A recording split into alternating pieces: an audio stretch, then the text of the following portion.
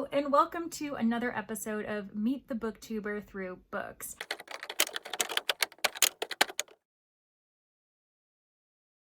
I'm Leandra the TBR0, and this is the 5th episode in which I highlight a different booktuber, asking them to recommend 3 books to me, 3 books that represent themselves, their channel, their interests, or just the types of books that they thoroughly enjoy and think that others should be aware of.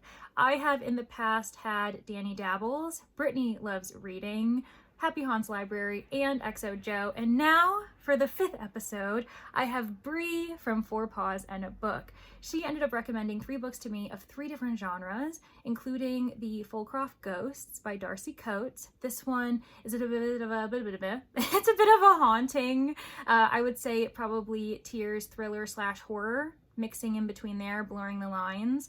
I also was recommended a romance, At First Bite by Olivia Dade. This one is a bit outside my comfort zone, but I know that it's an author, as well as Darcy Coates, that Bree absolutely adores, and so I know that I really should be giving Olivia Dade a chance, and it's also her newest release. Everyone's been talking about it, so I'm feeling a bit of the FOMO. And finally, we have Small Miracles by Olivia Atwater. Before this project, I had no idea who Olivia Atwater was. I had no idea what Small Miracles was, but I know that a friend of mine, Danny Dabbles, the first person that allowed me to be the guinea pig for Meet the Booktuber, ended up saying that she really enjoyed Half a Soul by this author. So if we're being honest, Small Miracles is probably the one that's the bigger risk, especially because it is magical realism?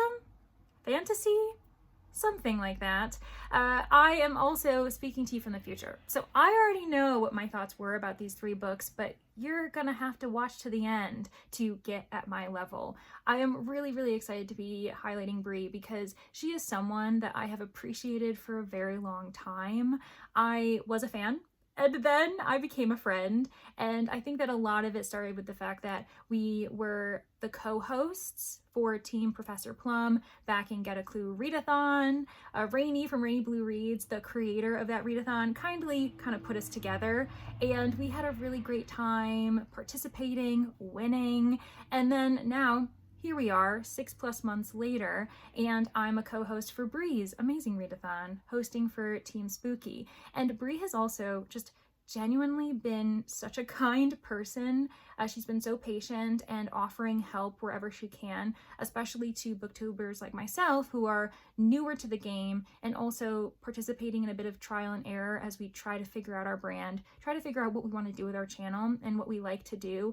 And she's always offering advice, especially when it came to my own readathon, hosting for a Discord. And then most recently, my biggest project right now is my Patreon, The Manor. And Bree was the first person to say, hey, if you need assistance, if you need advice, if you need someone to go through the practices of hosting a Patreon, I am here for you. As did Brittany from Brittany Loves Reading. I know this is about Bree, but both of them have been so lovely in this process, and I wouldn't have been ready to create The Manor without the 2 of them, and both of them offered help first.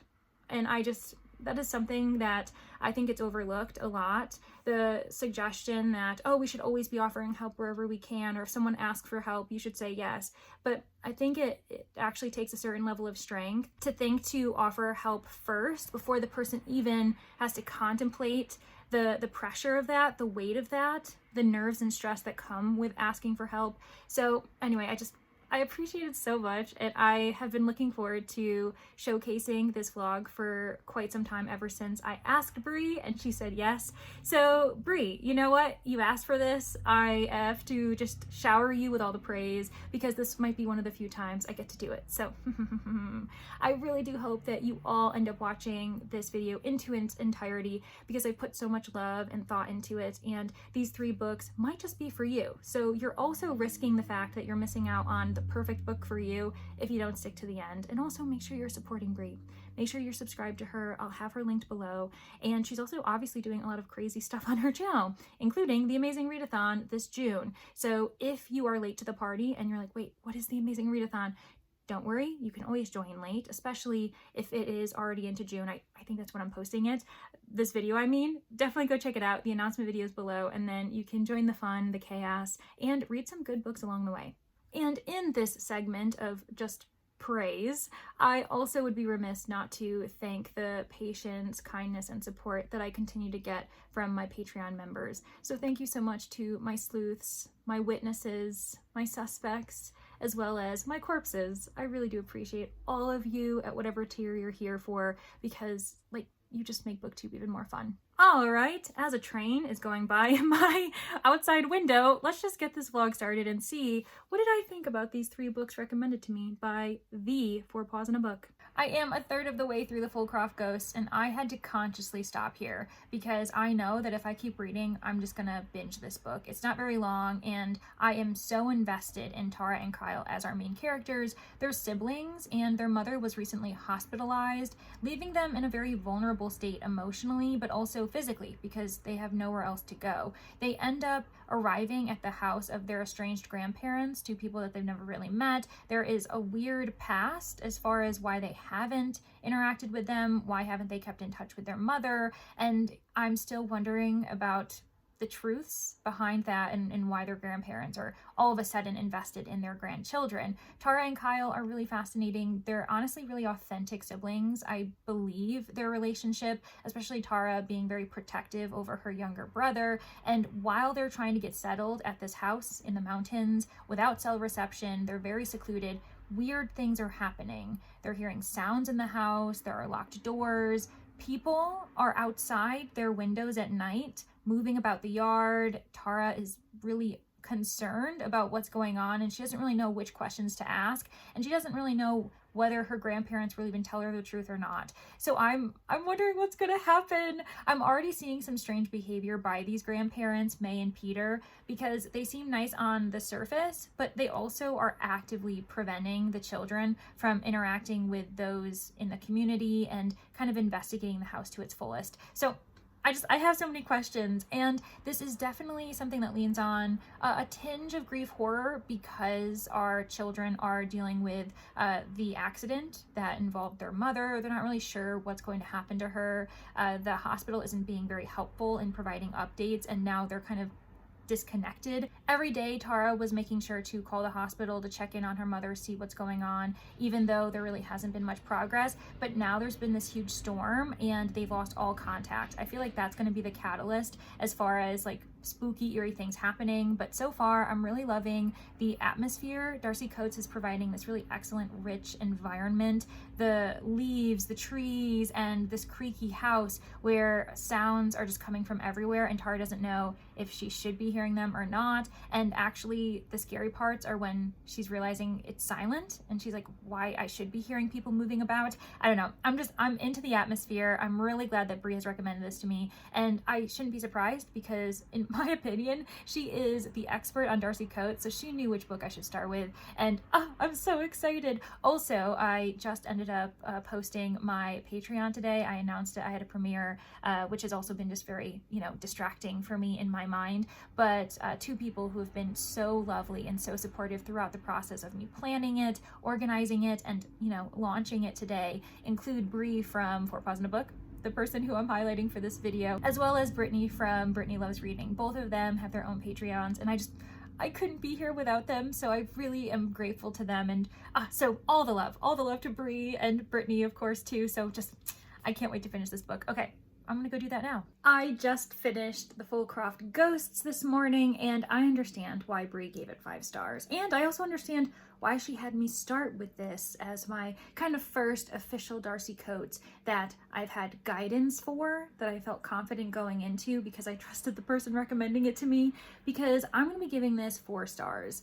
I really enjoyed it. I appreciated the straightforwardness of the plot. I was talking about it with one of my friends at the library where I work, and she was saying that Darcy Coates seems like someone who doesn't really put too much of a veil over your eyes. It's a very straightforward plot with very straightforward themes, elements, and tropes, and I found that really refreshing. I didn't feel like I had to question too many things. Yes, there were certain reveals. There were certain moments where I was like, oh, stop it. The family dynamics are insane. Because this is kind of has a few insane points in it where I'm like, these kids, they just need to get out. They need to leave. What's going on? Tara, Kyle, I am worried for you, because there were some family secrets and just weird elements to the property that I was like, oh my gosh, I'm invested. So when I say it's straightforward, I'm not saying that it's super predictable, but I did feel very grounded in this haunted house setting where there are a lot of secrets going on with the grandparents, what happened to their mother, and how these children are going to proceed in their grief, but also in survival. I feel as though I can definitely trust Bree at this point and continue on with my adventure of Darcy Coates. I'm not really sure where to go next, so Bree, I'm gonna lean on you again because you're the expert, but I had a really good time, and it was a really short, quick novel, and the audiobook was really enjoyable too. I don't think I mentioned that. I was immersion reading this, and I really liked the voice narrator, so we have started off on a great track. I am now going to be moving on to Small Miracles, mainly because that is the book that is due most soon. It's due soon.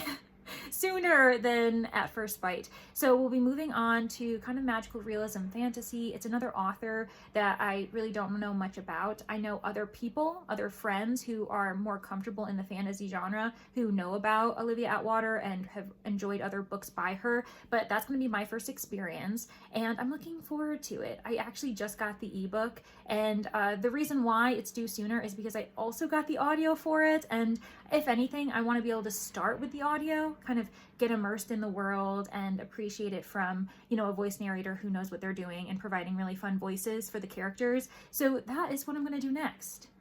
I'm really excited. It's another 5-star for Bree, and I feel confident. I think I might like it. I think I will like it. Might is not an option. So yeah, let's go read. So I think I lied and told you I was going to move on to Small Miracles, and I did, but I'm juggling it with At First Bite because this audio is suddenly due, and I ended up just renewing Small Miracles, so we shuffled priorities, and I am a third of the way through this book. I have read 7 chapters, and there was like 21 or 22, and I am pleasantly surprised. I was a bit nervous because I know I told you all that I had never experienced this author before, and that's kind of a lie. I did try one book by Olivia Dade just by audio. I think it was available. I, on a whim, borrowed it from the library, started it, and very quickly decided I was like, oh, this isn't for me. I can't remember what the title is. I'll have it here, but it's kind of the LARPing like role play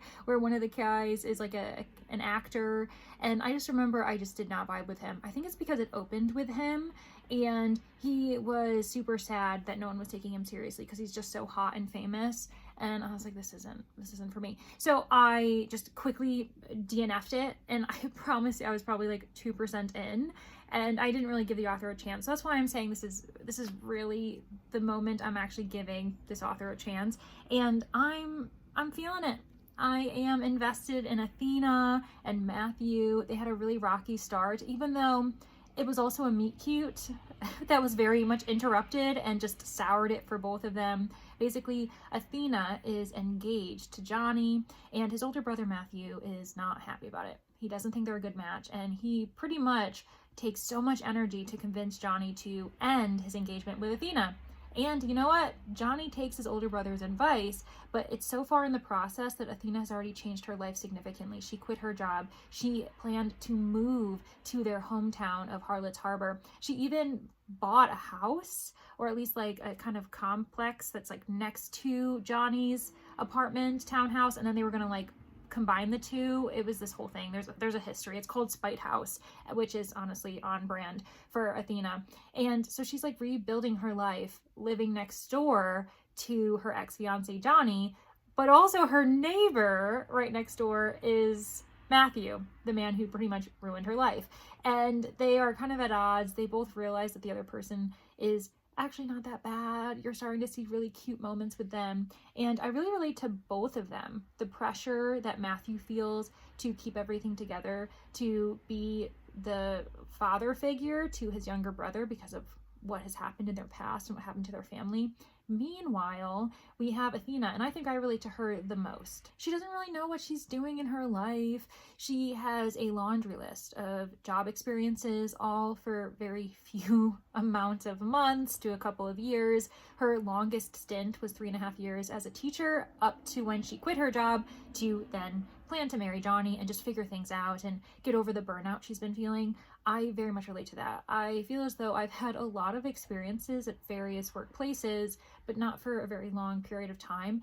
And that can be really daunting, especially because you feel as though that means someone else won't give you a chance when it's the perfect job, when you know you're great for it, that you'll be there for the long term. But technically your history suggests that you're a flaky person, and that's not the case. So I don't know, I fully understood that. And her financial situation. She is kind of in dire straits, going paycheck to paycheck, trying to figure things out about healthcare. To be completely open, I relate to that on a pretty serious level, where I've also, currently been living without health insurance, at least through my workplace, for quite some years. I get it through the state, and that's unfortunately a very common thing in the United States. I live a very minimalist lifestyle. I'm comfortable, but I certainly have to make sure that I budget myself month to month to ensure that I can keep going the way that I'm going and everything's going fine. So I feel as though, not to suggest that, oh, poor me and Athena, but more so this is a very accurate depiction of a lot of people's situations here in the United States at the moment. On top of the fact that she has so much student debt and she is super qualified. She's got 2 masters, she's a well-educated person, but life just hasn't really panned out for her for various reasons. The one thing I will say that I don't really understand, maybe Olivia Day didn't consider this, but to my understanding, Athena would qualify for food stamps. So I don't really know why she hasn't applied for that.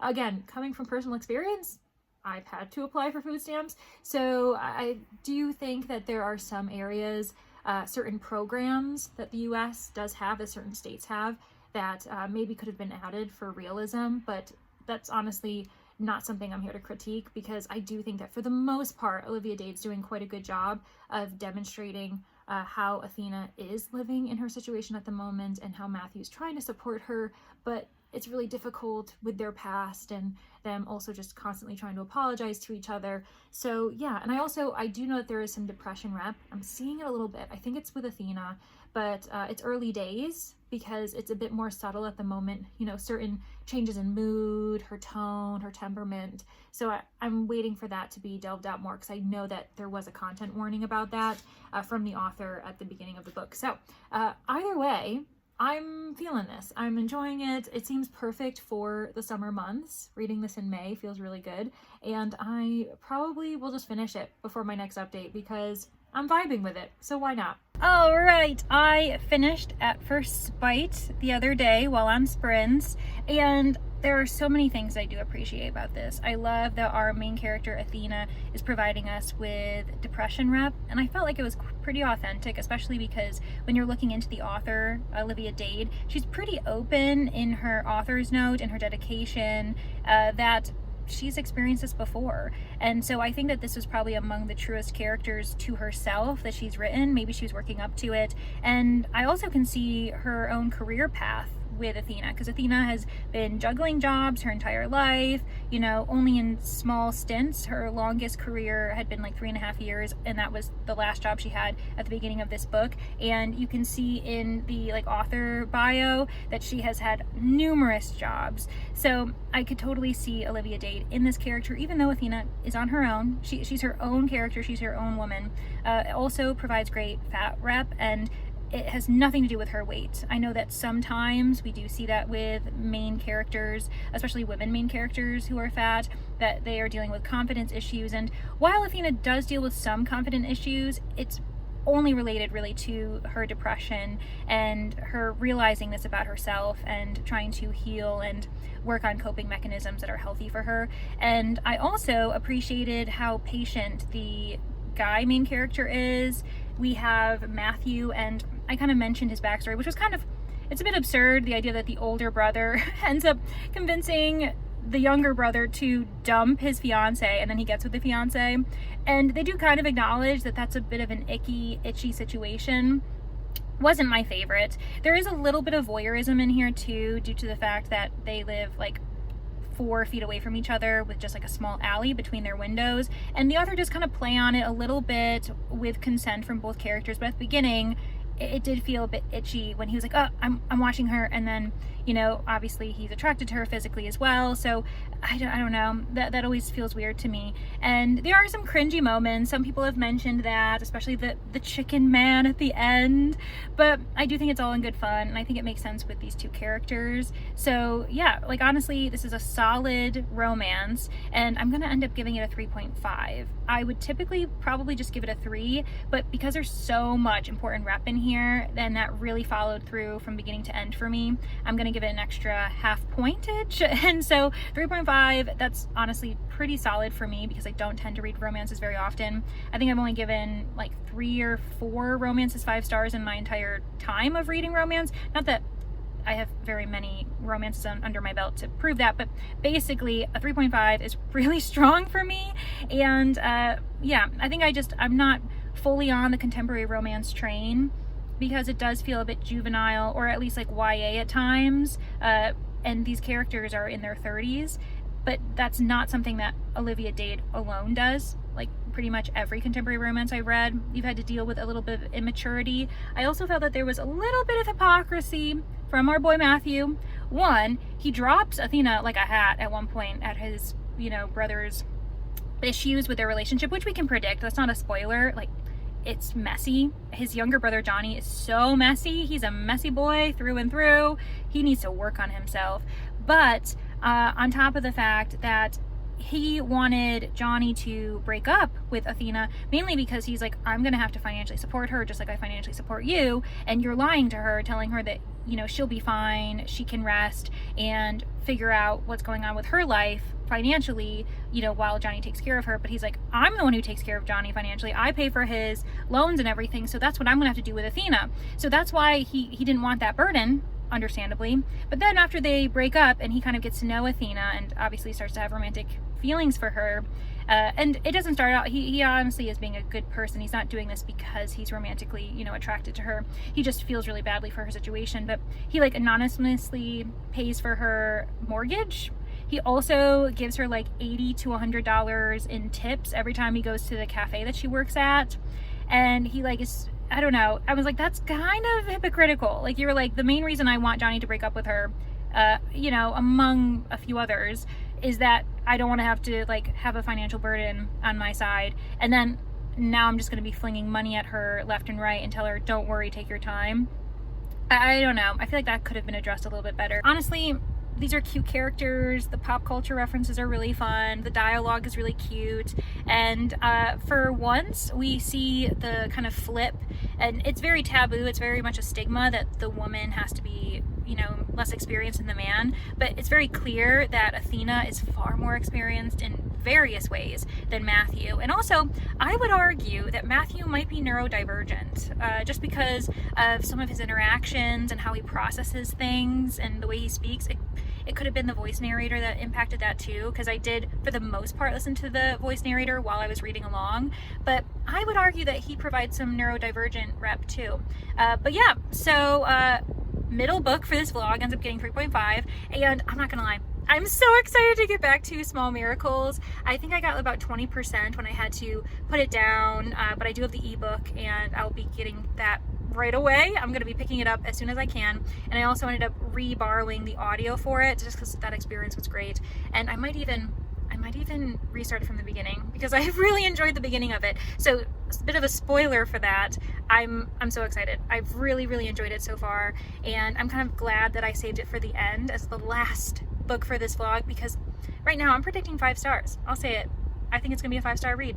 But okay, I'll update you all once I pick that book up officially and maybe get to a third of the way through, and hopefully this feeling continues. I have returned to Small Miracles by Olivia Atwater. I did have to put it down. I think I mentioned this because I found that At First Bite was going to be due sooner, mainly because I couldn't renew it, whereas Small Miracles, I easily renewed it and we were fine. So I had to kind of do some switcheroos. And when I had to put it down, I got to 20% in Small Miracles, and I was enjoying it. I noticed that I have the ebook in audio. The audio had me at like the hour 30 mark at 1x speed. So I realized there really wasn't that much difficulty in returning to the beginning, rereading the first 20%, and then continuing fresh, because I wanted to make sure I was giving this book all that it deserved, all the time and presence, because I was really enjoying it, and I didn't want that to harm my experience, having to have put it down for about a week and now returning to this world.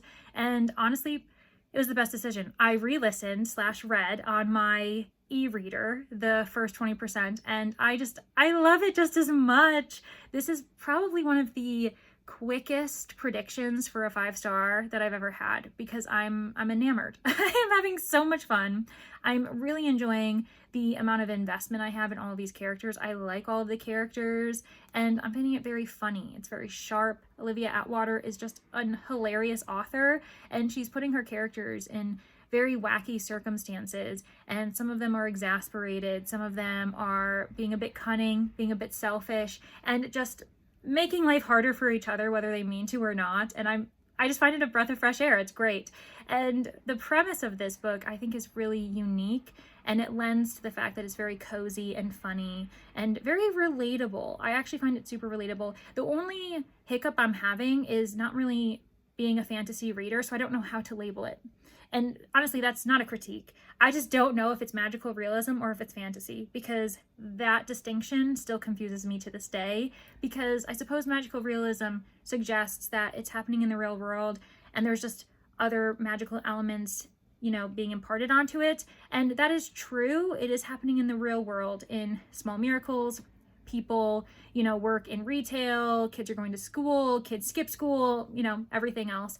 But there's also a pretty strict magical system when it comes to sin and virtue, and how the angels and the fallen angels lead humans to do the right or wrong thing. And that brings us to Gadriel. Gadriel is our main character, and they are the fallen angel of petty temptations, and I love them. I identify with them so wholeheartedly that it's actually absurd. I love their humor. I really enjoy their philosophy when it comes to temptation, and they have a really interesting background. They used to be the angel of Small Miracles. They worked under Barashiel, which is apparently the angel of good fortune. At one point, while working under Barashiel, we had Gadriel realizing that, hey, what is the harm in eating chocolate? Because apparently eating chocolate is sinful. You get I think it's a -1 point if you eat chocolate. And that is so frustrating as someone who eats chocolate every single day. If I don't eat chocolate, I'm eating something sweet. That's obviously some type of temptation that I honestly don't care about monitoring, because I literally have to eat it every day. But I really enjoy how Gadriel pushes back and says that's not fair. People should be able to enjoy some of these small, supposedly sinful things, because it provides this really nice balance in their life. And so, yeah, I'm Team Gadriel. Gadriel is awesome. And what is happening in this book is that Gadriel has been approached by Barashiel and asked a bit of a favor / challenge, at least in the mind of Gadriel, it's a challenge, to make one of Barashiel's, I guess, patrons or someone that they keep an eye on to sin more. Holly Harker is the most virtuous person you'll ever meet. It's actually making her life miserable though, and she doesn't really see how it's harming her, so she continues to do all these virtuous things. And every single action you do has a point attributed to it, whether it be an act of sin or an act of virtue. And every day you're just racking up these millions of actions and seeing, or at least hoping, that they go in favor of virtue so that you don't get damned by the end of your life. And we have no need to worry about Holly. She's too virtuous, and Barashiel is really concerned for her. Holly has a really interesting life because she is currently raising her niece. This is a very recent change in the family dynamic. Ella, her niece, lost her mother, which is, of course, Holly's sister, in a car accident about 6 months previously, and the two just haven't really been able to cope in the way that they'd like, and that's just making both of them miserable. But while we have Holly, who's the most virtuous person, Ella, a young child, is already in the area of sin, like 200 points for sin. Meanwhile, Holly the aunt is at like 900 points virtue. And Gadriel is just like, what have I agreed to? This family is honestly ridiculous, because Holly refuses to allow Gadriel to sway her in any way. She doesn't know that they're swaying her, but yeah, it's honestly such a fun, like comedy of errors, I would say, or comedy of manners, because there are so many instances. And of course, I am sold, not only because Gadriel loves chocolate as much as I do. There's a scene with brownies just now, and I was like, I'm so jealous of Gadriel. I would act the same way. But also, Gadriel ended up being a cat at one point. They changed into a cat in order to tempt Holly to pause what she was doing and just indulge in rubbing the cat's belly around the ears. And I was like, yes, Holly, pet the cat. Please, please pet Gadriel. And Holly, of course, was not tempted, which I'm just like, girl, you and I are not the same. But I loved it. I'm going to see if I can find the section. Oh, okay, I found it. So in chapter 4, that is when Gadriel decides to try to tempt Holly by becoming a cat and being like, please pet me, dang it. And Holly's just like, nope. And Holly, oh gosh, I'm still a bit annoyed. You should have pet that cat. But anyways, so before this, Gadriel decides to become a cat and has a reflection on how they used to try to be a snake. Because with the Garden of Eden and Eve being tempted by the snake, they were like, yeah, okay, I could try to tempt people by being a snake. And they quickly learned that that's ridiculous. And they were like, how did this happen? Because no one is being tempted by me being a snake, but you know what does tempt people is being a cat. And here's the footnote, by the way. So there's footnotes throughout this entire book, and they are chef's kiss. They are hilarious. They're sharp. I cannot stop living for them. So here's the footnote when we learn that Gadriel has decided to become a calico cat, which is actually the first kind of cat I ever had. So Brie, you are hitting so many amazing marks. I don't really understand how this book is like less made for me, because this is great. But anyway, so the footnote is, cats are responsible for 33.8% of time wasted on the internet yearly. Indeed, cats are more efficient at temptation than most fallen angels are. A single well-placed cat can derail an entire online meeting in 5 seconds flat. This is especially infuriating to certain fallen angels, given that cats seem largely indifferent to their own powers of persuasion. Not only did I grow up with cats, one of them being a calico, I also currently have as my e-reader case a bunch of cats hanging out with books. So genuinely, Brie, you are doing such a good job. Even though At First Bite was just like a fine read for me, you definitely took a chance on it being a romance, so I'm impressed that it got 3.5 stars. But like, Small Miracles, I really think that it might be one of my favorite books of the year because I'm loving it so much, but I don't want to get ahead of myself. So yeah, I'm gonna pause here. We'll see if I can give you an update at 2/3 of the way through the book. Hopefully I can calm down because right now I'm just like, am I too hyped? Am I too excited? We'll see if I get to it tonight because it is a really short, enjoyable book.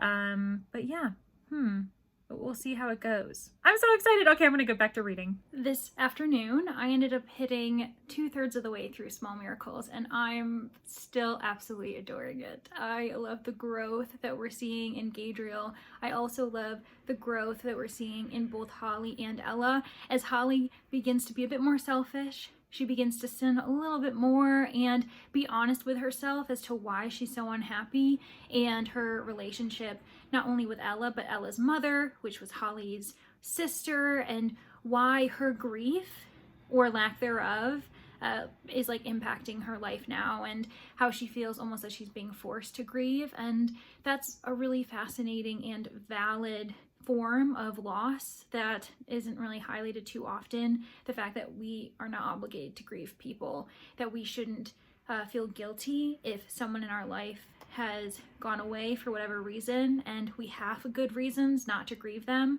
but I don't want to give anything away. And then Ella, meanwhile, is learning to do good things for others, to be a bit more selfless, and we're seeing them kind of getting ever closer. I also wasn't expecting a little bit of a romance, and I'm totally into it. I'm so for this romance. It's amazing, and it's very cozy, it's very sweet, and everyone involved is like honestly such great people, so it's perfect. Honestly, I love this book so much. I can't express it. At this point, is it even like, does it matter? When I finish this book, you know what's gonna happen. I'm gonna give it 5 stars because I'm enamored, and it's still so funny.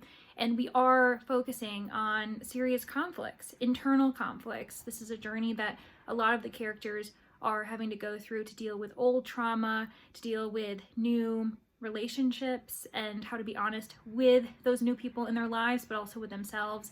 And I love Gadriel. Gadriel is the best. And I'm also loving the play on gender roles, how Gadriel is also gender fluid, and sometimes they present as a woman, so they're addressed as she, her. Sometimes they present as a man, so it immediately flows into he, him, and everyone just is more concerned about how Gadriel wants to be identified on a given day than having any issue with this gender fluidity, which is lovely. So honestly, no notes. Olivia Atwater, you are doing a great job. And also Brie, you are doing a great job, because I love it. I love this book so much. This was just an update to tell you that nothing has changed. It's great. Okay, I'm gonna go finish the book now. I finished Small Miracles, and we aren't surprised. I'm giving this 5 stars. It is actually going to be a very big competitor for my favorite book of the year. That's how much I enjoyed this. It just ended so seamlessly. There was such a lovely community of main characters and side characters. Even the side characters that you would interact with once or twice found their way throughout the narrative, so that by the end you knew everyone, and everyone was helped, or at least felt better, felt more understood, and had some type of weight lifted from their shoulders. I teared up at one point. It was so heartwarming, even as it was hilarious and dealing with some really serious issues that I think a lot of people can relate to. Oh my gosh, only praise, genuinely only praise. If there is a perfect book, I think that Small Miracles is honestly one of the perfect examples of it, because it was so good. So thank you so much, Brie. I know I've said that too many times at this point, especially in regards to this book, but thank you for bringing it into my life. I really wouldn't have ever considered to pick it up myself. As I said, I've never heard of this book, this author, so it really wasn't on my radar, and I'm someone who doesn't readily pick up magical realism / fantasy because I don't really know what I like yet, but this is a really great example of something that I would love to continue to read. So if anyone can give me book recommendations that are similar to Small Miracles, I will take it, because this book was so good. I also love that this book is among the 3 that represent Brie as a reader, as a person, as her channel. So we have Small Miracles, which is fantasy, magical realism. We also had The Fullcroft Ghosts, way back at the beginning of this vlog, by Darcy Coates, an author that I think all of us on the internet associate with Brie at this point. And then we also had At First Bite, which is a romance, and also an author that we associate with Brie. And by we, maybe it's just me, but a lovely plethora of different types of books, from thriller horror with that classic kind of haunted feeling of mystery and intrigue when it came to Fullcroft Ghosts. We also had that intrigue, but in a romantic sense, with At First Bite. That was really lovely, and also dealing with some really serious issues as far as depression, giving depression rep, and recognizing that it's okay to ask for help. It's okay to offer help as well.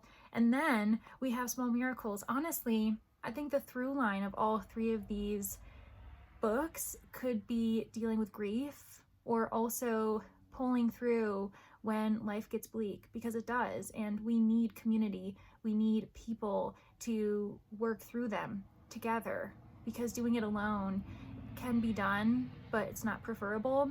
And I would argue that all 3 books, even in very different genres, have that at their heart. So wow, just wow, Brie, that was great. I'm really, really satisfied with the 3 books that you gave me. I don't think I could have asked for a better trio. So thank you so much for being a participant in this, for letting me pick your brain and try 3 books that you absolutely love, because I have no regrets. All right, this has been one of the most successful Meet the Booktuber vlogs yet because I had a 4-star, I had a 3.5 star in a genre that is very difficult for me to find a 5-star in. Romances typically aren't my thing, but at 3.5, I promise you, I am pretty satisfied with that. And then we ended on a 5-star of all 5 stars. Oh my gosh. I have something. Let me go grab it. I may have a quarter of the way through Small Miracles bought myself a copy through Pango Books. I'm so happy that I have it. I've just been looking at it being like, I own you. And yeah, it was probably one of the fastest purchases I've ever done as I've started a book. I took the leap. I was only a couple of chapters in and I was like, I love it so much. And there was only one edition that I could find. One person was selling it on Pango Books. And so I bought it and I really love this cover too. I'm so happy. So yeah, a great treat of a book that I will 100% be cherishing on my shelves forever. At this point, I don't think that anyone who subscribed to me isn't subscribed to Brie already, but if you aren't and this hasn't convinced you, who are you? And what are you asking of all of us? Because Brie has everything. She is such a great pillar in this community, especially in my side of the internet and my part of BookTube. And she's really just been such a lovely support for me as my own channel grows. I've had her as someone that I can ask for support, for questions, providing me with really thorough answers. Even when I haven't asked for help, she has offered it to me, which honestly, that matches the through line of these 3 books. The fact that she has so selflessly reached out and offered her own assistance before I even contemplated the need for assistance. So Brie is just amazing. She's really lovely. I'm so lucky that I have met her on the internet and am able to now call her a friend. So please go support her, whether it be subscribing, although I'm pretty certain you all have subscribed to her already. Like, I would be shocked if any of you don't know who she is and hasn't already subscribed, but also make sure that you watch some of her content, support her when it comes to June, because we are participating in the Amazing Readathon, and it is something that she has put months of her life into. I guarantee you that she has spent probably at least half a year, if not more, since the end of the first round of Amazing Readathon. It's been on her mind, and it is just such a huge project that she's taken on her own shoulders, and only really recently has she been offering to kind of spread the wealth and allow us all to assist her to the best of our ability. So she's a powerhouse. So make sure you're supporting her by either participating in the Amazing Readathon, being active on her channel, and just letting her know that we all appreciate her. Now that we have our 5th Meet the Booktuber vlog coming to a close, it's important for me to introduce you to my 6th booktuber.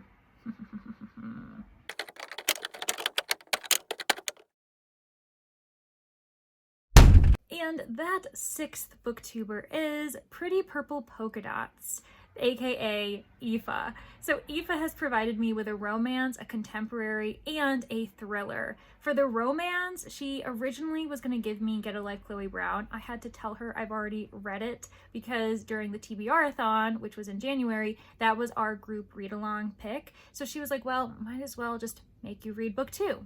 Take a hint, Dani Brown. And I was like, say no more.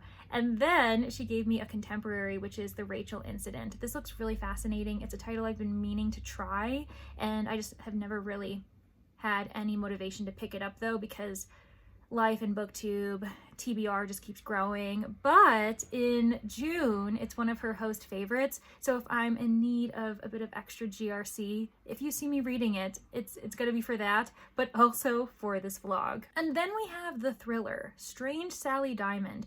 I have never heard of this book. I actually don't even know what the title looks like, and by title I mean cover, and I'm just really excited that it's a thriller, so it works for spooky genre again for June, and that we can see Aoife accommodating me as someone who tends to read mysteries and just spookier things in general. So we've got something outside my comfort zone, kind of romance and contemporary, and then she kind of softened it by providing me with a thriller, even though I suppose the romance isn't too much of a stretch because I did enjoy Chloe Brown as well.